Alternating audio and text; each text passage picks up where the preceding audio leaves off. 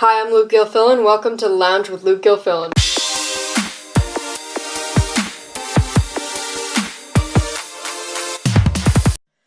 The Russia investigation has officially ended with no indictments. The principal position is eliminated at OPRF, as well as Nathaniel Rouse resigns, and a opinion letter to oakpark.com about Katie Avalos and the District 90 school board members.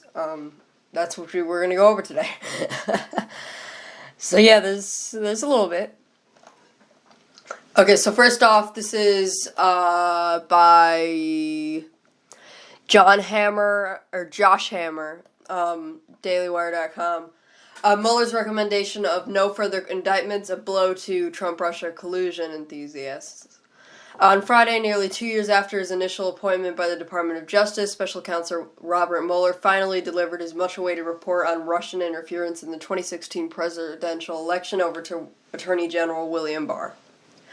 The Wall Street Journal reports in a letter to the majority and minority leaders of the House and Senate Judiciary Committee, Attorney General William Barr said that Mr. Mueller had concluded his investigation of Russian interference in the 2016 election and related matters, and said that he would be able to alert Congress to Mr. Mueller's principal conclusions as soon as this weekend.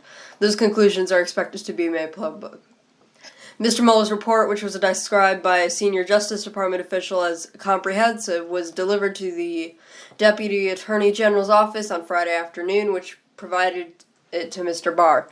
Shortly afterwards, the Justice Department notified both the White House and Capitol Hill, the official said. No details from the report on the investigation, which examined Trump campaign connections to Russian election interference and whether the president himself tried to obstruct justice, were immediately made public. Mr. Barr said he would have to evaluate how much detail to ultimately release, but he assured lawmakers the Justice Department didn't overrule any action Mr. Mueller sought to take during his investigation. Crucially, as the Journal notes in an updated and italicized line above the article added shortly after its online publishing, Special Counsel is not recommending any further indictments, said the senior justice official. The Mueller probe thus far has not indicated any indictments that have anything to do with the alleged Trump-Russia collusion in the 2016 election. The rest were like lying to the FBI and all.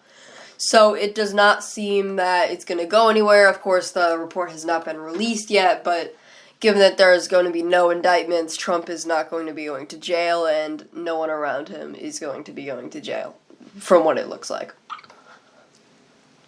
So that's that news. On more local news, so Nathaniel Rouse, he resigned. I might have covered it last week. I can't remember.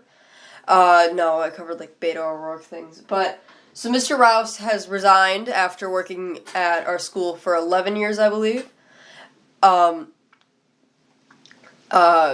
He's going to be going into another job somewhere else that he's not going to name. He's going to still continue to go to the University of Chicago for his degree, but whatever. So this is by Timothy Inkelbarger at oakpark.com. Oak Park River Forest High School Superintendent Joylyn Pruitt-Adams had released an organizational chart for the 2019-2020 school year, but with a notable exclusion, the position of a principal. So next year there will not be a principal at our school. The announcement at the March 20th meeting of the District 200 School Board comes within just a few days after the OPRF principal Nate Rouse announced his resignation for an unnamed exciting school program director position. Pruitt-Adams also announced the promotion of Assistant Superintendent Greg Johnson to the role of Associate Superintendent, which will include many duties traditionally handled by the principal. So there's going to be some moving around of certain duties. The new organizational chart allows the district to establish a new position, Executive Director of Equity and Student Learning, which will be made up by a new person. This will make the change cost neutral, according to Pruitt-Adams. A press release announcing the restructuring states that the district is committed to implementing a racial equity framework throughout the school district. This includes racial equity coaches for teachers, training in restorative justice practices, and the execution of a new racial equity policy. The structure is admittedly somewhat unconventional, Pruitt-Adams said in a press release, but OPRF is not a conventional district. This is a forward-thinking structure that will allow us to transform the way we do teaching and learning in the school. Pruitt-Adams said the district is developing a document for parents and staff to answer frequently asked questions, such as who parents should turn to instead of contacting the principal. We have an opportunity for transformation, and I wholeheartedly believe that this new structure will take us to where we want to go, Pruitt-Adams said. Change is difficult, even when it's positive change, and I ask our school community to stay open to the possibility. So, that's going to be unconventional, as she called it. That's going to be what it is.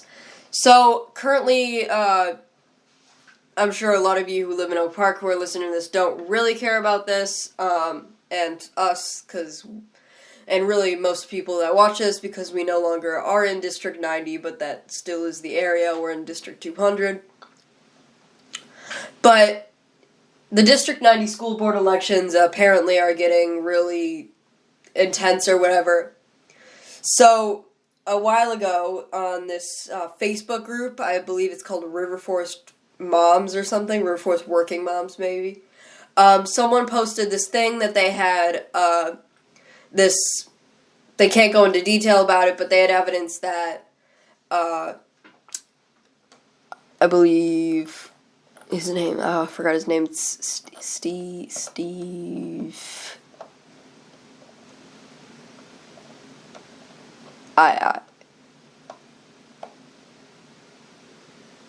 Lefko, that's his name.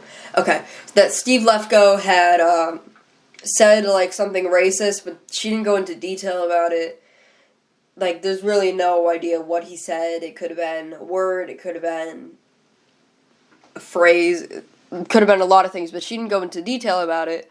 We don't even know if this, we don't even know if it was a she, but either way, someone had said that that was a thing, and they never went into detail about it. So I'm a little skeptical, because you can't just assume that everything someone puts out there is true, and if it was true, then I guess it's appropriate, but if you can't say the whole thing, just don't say anything, because first off, it's possible that people are going to fire this person from his job because of controversial things, and it could ruin this guy's life if it's not true, and I would say not to believe it generally when you see something like that, unless it comes without evidence, and Steve Lefko has denied it. Katie Avalos hasn't said anything about it. So either way, these people wrote this opinion letter to oakpark.com about Katie Avalos, who actually came to our door, I believe, and talked to my mother for a little bit.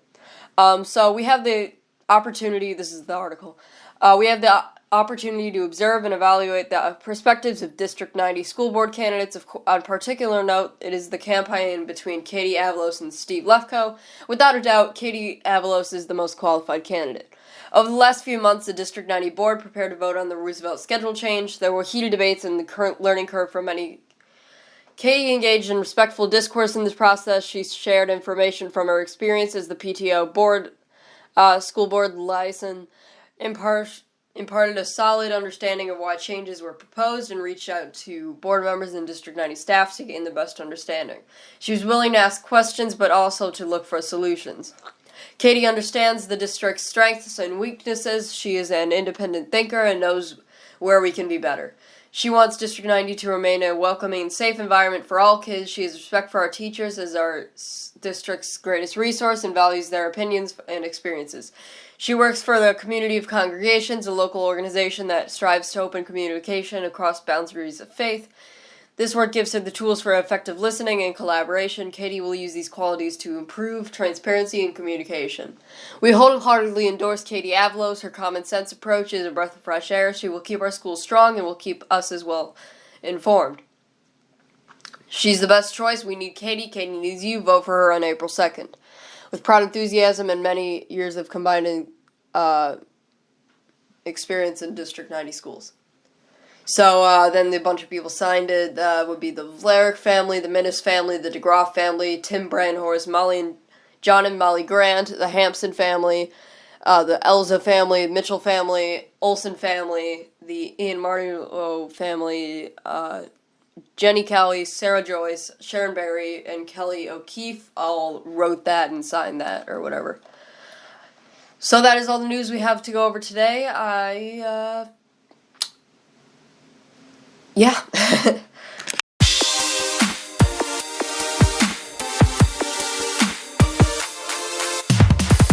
Thanks so much for listening. The Lounge with Luke Gilfillan comes out every Saturday and Sunday. Be sure to hit the subscribe button, and if you would be interested in getting notified every time a video comes out, hit the gray bell right next to the subscribe button.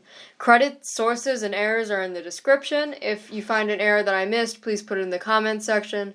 If you are interested in donating to my channel, because I bought recording equipment, which kind of costed a lot, my Patreon, which is a donation site, is in the description. If you have any feedback, put it in the comments section. Toodaloo.